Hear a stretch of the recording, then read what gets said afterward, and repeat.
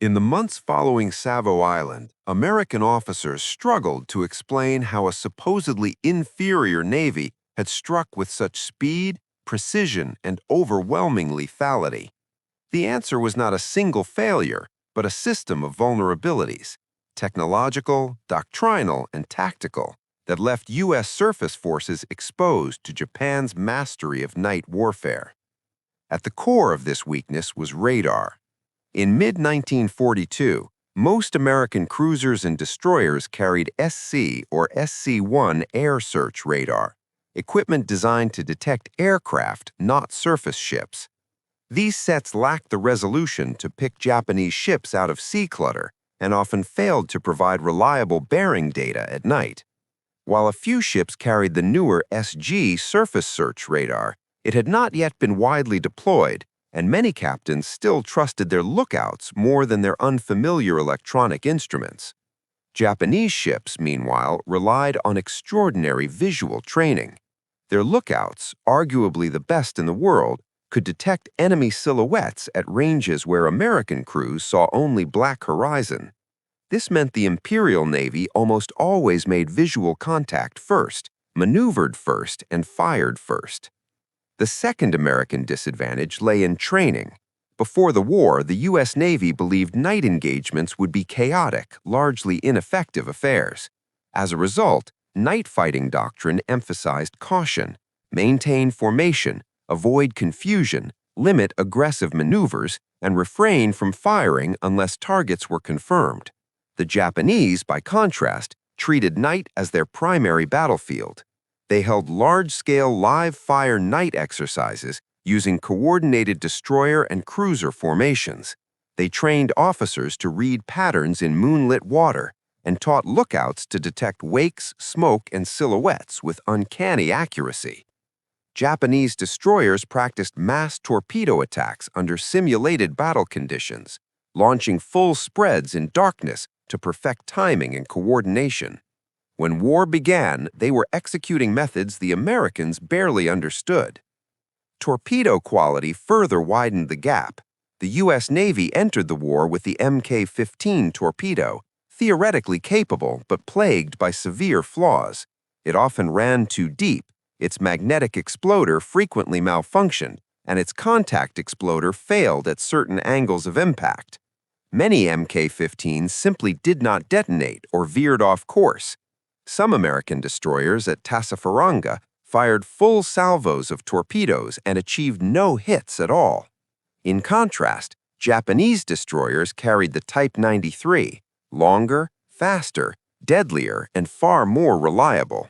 Japanese torpedo crews trained relentlessly in precise salvo timing, adjusting for speed, wind, and target bearing, with calculations honed through years of exercises. American commanders, unaware of the Long Lance's extreme range, made a fatal assumption during night battles. They closed to what they believed was torpedo range, around 5,000 to 8,000 yards, expecting to deliver the first and decisive strike. But Japanese destroyers were already inside their torpedo envelope, while still far beyond the expected threat distance. This misunderstanding cost the U.S. dearly. Ships that believed they were safe suddenly exploded in towering columns of flame. Commanders misinterpreted these hits, believing they came from submarines or close-range attacks. No one realized that the Japanese had already unleashed deadly spreads long before the Americans ever saw them. Night maneuvering also worked against the U.S. Navy. American cruisers preferred line-ahead formations, a holdover from pre-war doctrine. This made them perfect targets for Japanese torpedo spreads, which were designed to cover entire projected tracks of enemy formations. A single Japanese destroyer could fire a fan of torpedoes that swept across the entire American column. At Savo Island and Tassafaronga, that is exactly what happened. Compounding the problem, U.S. destroyers, tasked with screening the cruisers, were often too far ahead or behind to intercept Japanese attackers. Their lack of reliable radar meant they frequently identified enemy ships only moments before torpedoes were in the water. And even when American cruisers scored hits with gunfire, it did not stop the Japanese from launching. Type 93 torpedoes could be fired even while a ship was under attack, and Japanese destroyer captains were trained to prioritize torpedo release over gunnery. Many of the torpedoes that crippled American cruisers were fired after their launch platforms were already engulfed in flames. The result was a brutal pattern repeated through 1942. American ships fired first with guns, Japanese ships fired first with torpedoes. The Americans could not see the threat, did not understand the threat, and did not know how to maneuver against it. They continued fighting a style of naval warfare that no longer existed, while the Japanese had embraced a modern, long-range, night-focused approach built around the long lance. Until the U.S. Navy uncovered the true nature of the weapon being used against them, they were fighting blind. They did not know it then, but on the night of August 9, 1942, in the Black Waters northwest of Guadalcanal, the United States Navy sailed straight into the jaws of a weapon that no American officer believed could exist.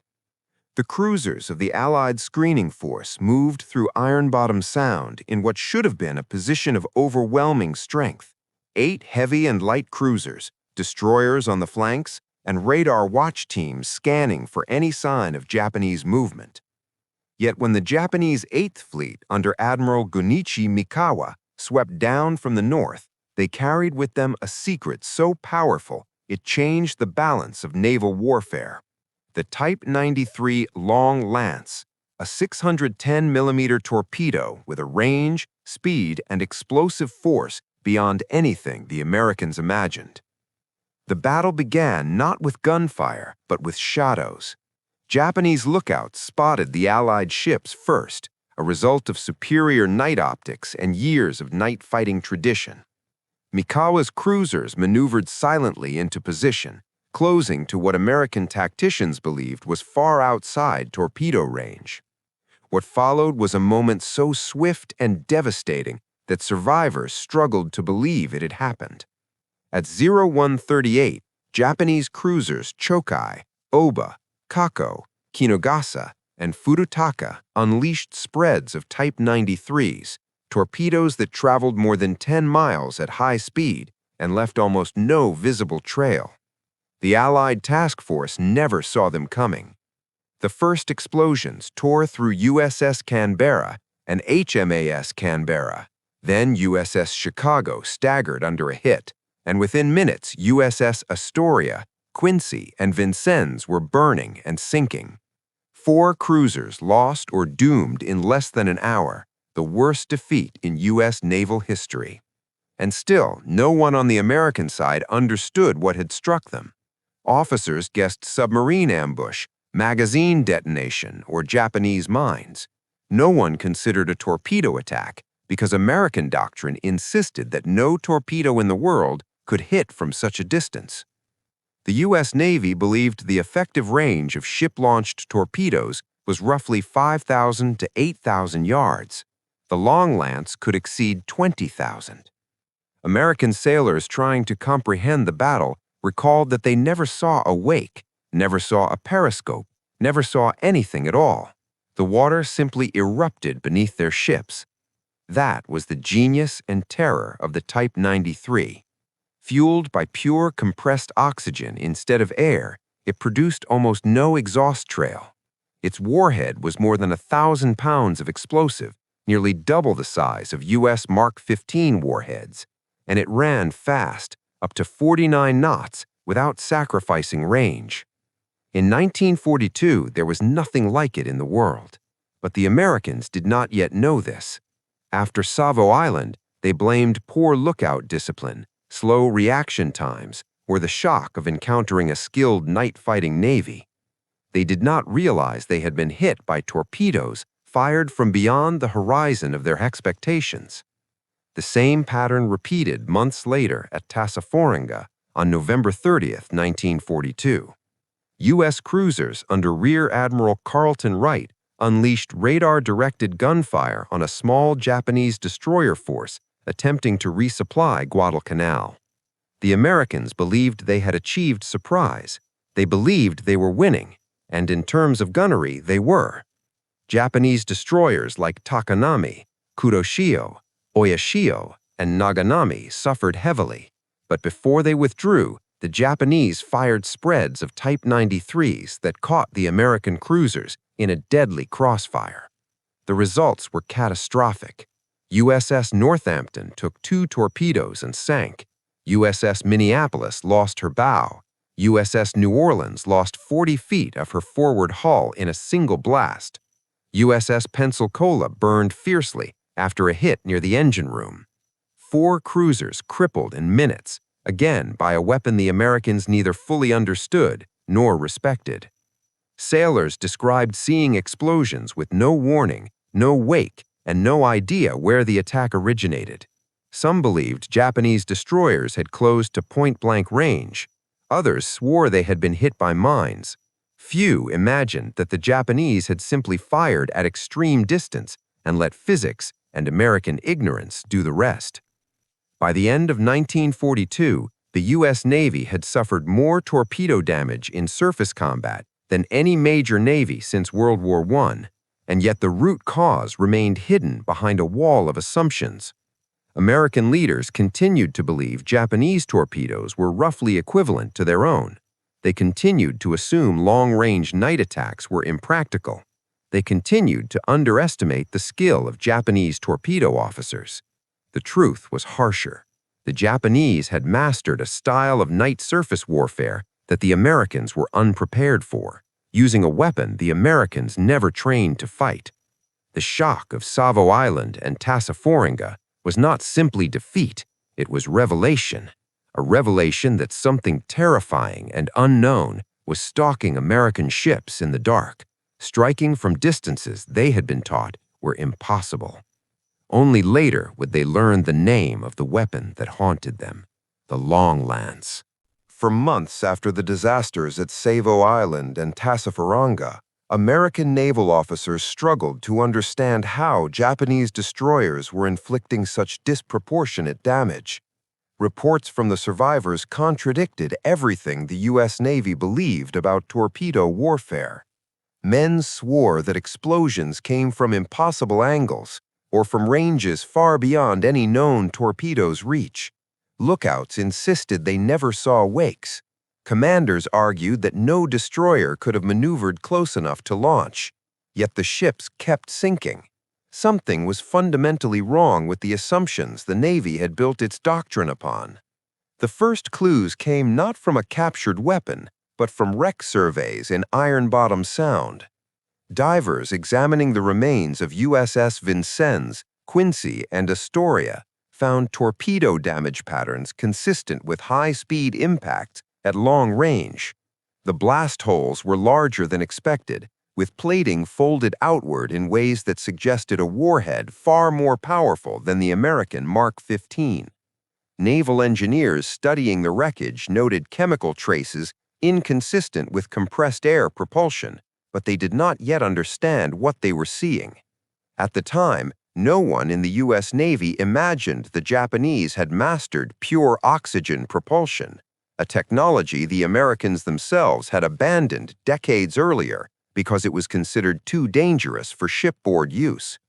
The breakthrough came in early 1943, when fragments of a Japanese torpedo were recovered from a beach in the Solomons after a failed strike. The pieces included fuel tank sections lined with heat-resistant alloys and an injector assembly unlike anything in American torpedoes. Analysts at the Bureau of Ordnance were stunned. The metallurgy alone suggested an oxygen-based system capable of far greater combustion efficiency than compressed air. Tests revealed traces of near-pure oxygen, not the 21% oxygen mix found in atmospheric air. This discovery was explosive, literally and intellectually. A torpedo using pure oxygen would leave almost no visible wake, would burn cleaner, and could deliver vastly more energy to its propulsion system. It could go faster and farther while carrying a heavier warhead. Suddenly, the mysteries of Savo Island and Tassafaronga began to make sense. Naval intelligence compiled the evidence into a classified report that circulated to senior fleet commanders, including Admirals Chester Nimitz and William Halsey. The conclusion was chilling. Japan possessed a torpedo unmatched by anything in the U.S. arsenal. The weapon, now confirmed as the Type 93, had a range exceeding 20,000 yards, traveled at high speed, and carried a 1,080-pound warhead. Worse, it could be launched in massive spreads without revealing the firing ship. Unlike the American Mark 15, which belched bubbles and often revealed its approach, the Type 93 ran silently and invisibly through the black water. The Americans realized they had been fighting a naval war with assumptions 20 years out of date. Even more startling was the discovery that Japanese destroyer crews had trained extensively in long-range torpedo tactics. Documents captured at Guadalcanal detailed complex firing doctrines, salvos aimed not at present positions but at projected enemy movements, with calculations accounting for course changes, relative speed, and nighttime visibility conditions. The Japanese were not simply lucky in their hits, they were executing a well-rehearsed system. Officers reading the intelligence summaries described the moment as a revelation, even a humiliation. The U.S. Navy had entered the war believing its cruiser-destroyer forces were superior. Now it was clear the Japanese had outclassed them in both technology and doctrine. Additional evidence arrived from the analysis of a damaged but recoverable Type 93 warhead found after the Battle of Kolombangara. The sheer size of the explosive charge stunned ordnance specialists. The Long Lance carried more than twice the explosive content of the American Mark 15, explaining why so many U.S. cruisers had been gutted or crippled by a single hit. The intelligence reports forced a complete re-evaluation of surface warfare assumptions. American commanders finally understood that Japanese destroyers did not need to close to suicidal ranges. They could fire from far beyond the reach of American torpedoes, often before U.S. ships even detected their presence. The implications were staggering.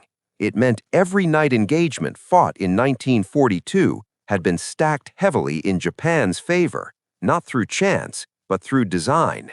It meant that American cruisers had been unknowingly sailing into torpedo envelopes far larger and deadlier than any previous Navy had ever created. And it meant that unless the U.S. Navy adapted fast, it would continue losing ships to an enemy weapon it could neither see nor counter. The discovery of the Long Lance did not immediately solve the problem, but it finally exposed the truth. The United States had not been fighting ghosts in the night. It had been fighting physics, innovation, and a torpedo decades ahead of its time.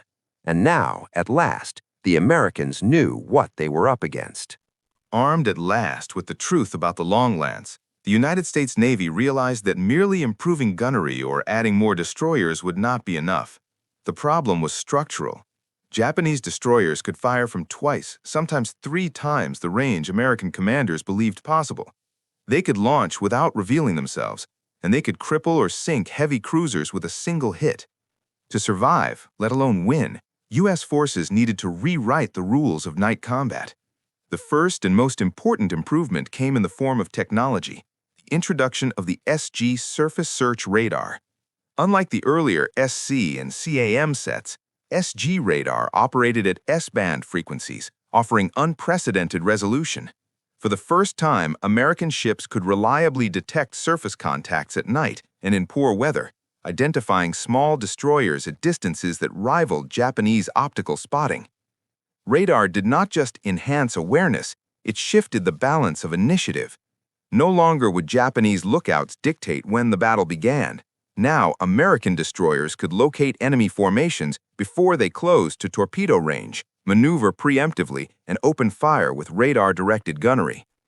The second adaptation was tactical, abandoning the outdated line-ahead cruiser formations that made American ships perfect torpedo targets. In their place emerged dispersed formations designed to minimize the destructive potential of Long Lance salvos. Tight clusters of cruisers, once the standard, were broken into flexible groups screened aggressively by radar-equipped destroyers. Task forces now maneuvered with greater spacing, reducing the chance that a single fan of torpedoes could cripple multiple ships. American destroyers were also given a new, more aggressive mission: torpedo interception and early disruptor attacks. Rather than trailing behind the cruisers or remaining on the flanks, they were ordered to push forward into contact, using radar to locate Japanese forces, launch their own torpedoes first, and force Japanese ships to maneuver defensively rather than offensively.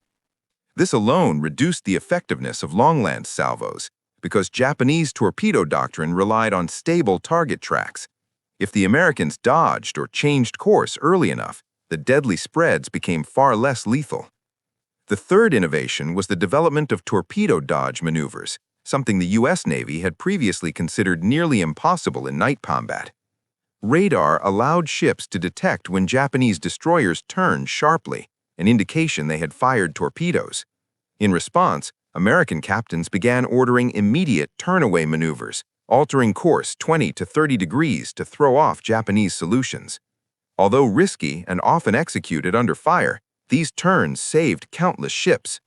By forcing Japanese torpedoes to miss their predicted intercept points, the Americans bought themselves precious seconds and sometimes entire battles.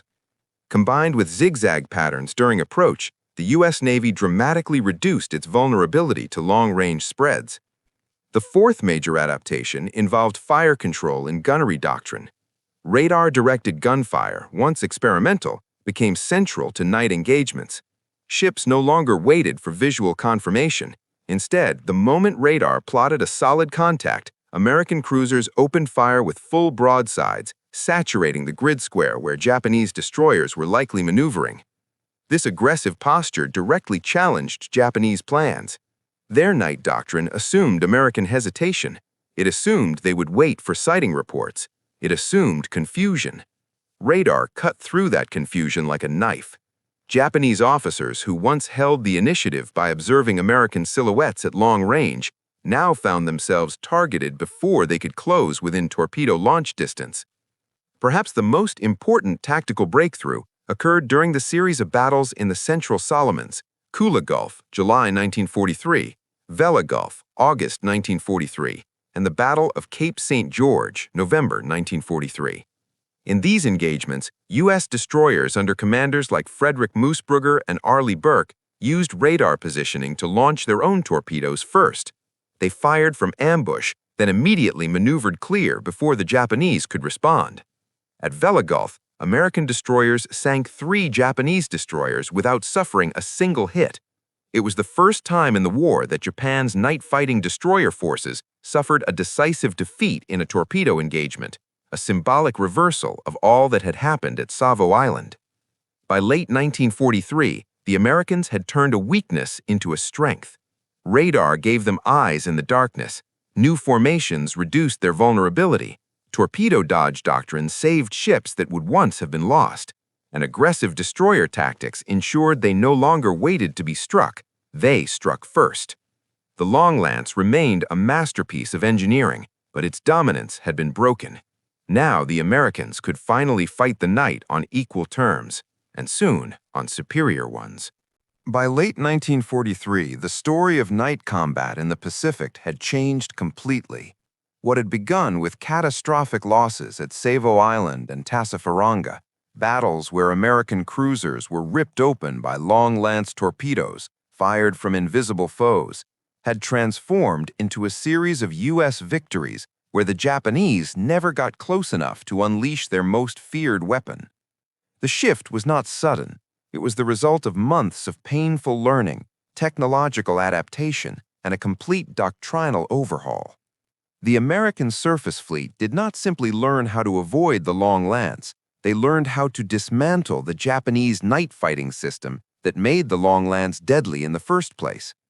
The turning point came into full view at Cape St. George on November 25, 1943. Under the command of Captain Arleigh Burke, Destroyer Squadron 23 intercepted a group of Japanese destroyers attempting to evacuate troops from Buka Island. But this time, the Americans held every advantage. Their ships carried SG radar, they maneuvered silently at high speed, and their training emphasized instantaneous reaction to radar contacts. Burke's destroyers approached undetected, plotted precise positions on Japanese ships, and launched their own torpedoes first, exactly what the Imperial Navy had done to the Americans in 1942. The results were devastating. The Americans struck without being seen, crippling and sinking 3 Japanese destroyers, Onami, Makinami, and Yugiri, in a series of coordinated attacks. Not a single American ship was hit by a long lance. Not a single torpedo even came close. For the first time in the war, Japanese destroyer captains, men trained to own the night, found themselves blinded, outmaneuvered, and destroyed before they could bring their torpedo tubes to bear. Japan's most feared surface warfare tradition had been broken. Cape St. George was not an anomaly, it was confirmation. The Americans had finally built a system more powerful than Japan's decades of night-fighting expertise. Radar-directed gunnery removed the advantage of Japanese optics. Dispersed formations denied Japanese torpedo spreads the clustered targets they needed. Torpedo dodge maneuvers made long-range launches unreliable. Forward destroyer screens prevented enemy ships from slipping close enough to fire effectively. And perhaps most importantly, U.S. captains had learned to trust radar. In 1942, radar was an uncertain tool, used cautiously and often ignored. In 1943, it became the Navy's most lethal weapon, an invisible gun sight that let American ships strike first, strike accurately, and strike without warning. The Japanese, by contrast, were trapped by their own success. For a decade, they had refined a doctrine that assumed visual superiority and the guaranteed surprise of long-lance salvos. They had never developed effective countermeasures against radar. Their ships lacked comparable detection technology. Their training emphasized nighttime stealth, not electronic warfare. And as the months passed, their destroyer forces were worn down by losses that could not be replaced. By 1944, the American mastery of night combat had become so complete that Japanese destroyers avoided decisive engagements altogether. Admirals increasingly forbade long-range torpedo attacks unless conditions were perfect, conditions that no longer existed because American radar negated them. The irony was stark. The United States had begun the war with the worst-performing torpedo of any major navy and the least effective night-fighting doctrine. Japan had begun with the best torpedo in the world and a night-fighting system unmatched in skill. By 1943-44, those roles had reversed. American destroyers and cruisers now approached night battles with confidence. They knew how to detect Japanese formations long before entering the deadly envelope of the long lance. They knew how to launch their own attacks from beyond visual range. They knew how to disrupt Japanese firing solutions through maneuver and spacing. And they knew that if the Japanese attempted a torpedo strike, radar-guided gunnery would punish the launch platform before the torpedoes ever reached the water. The long lance remained a fearsome weapon, but its era of dominance had ended. In the Solomons, in the Bismarck Sea, in the Central Pacific, night after night, the Americans proved that technological adaptation could overcome even the most elegant enemy design. By the time the U.S. Navy advanced toward the Marianas in 1944, Japanese destroyer captains no longer believed the night guaranteed them victory. They feared radar, feared the unseen American approach, feared a torpedo strike delivered by ships they could not see. The ocean that once concealed their attacks now concealed their hunters. And so the arc of the Pacific War bent toward an unmistakable truth. Japan had begun the conflict with the finest torpedo ever built, but America ended it with the finest night-fighting navy the world had ever seen. In the space of a single year, the United States had turned the long lance from a phantom terror into a solved equation.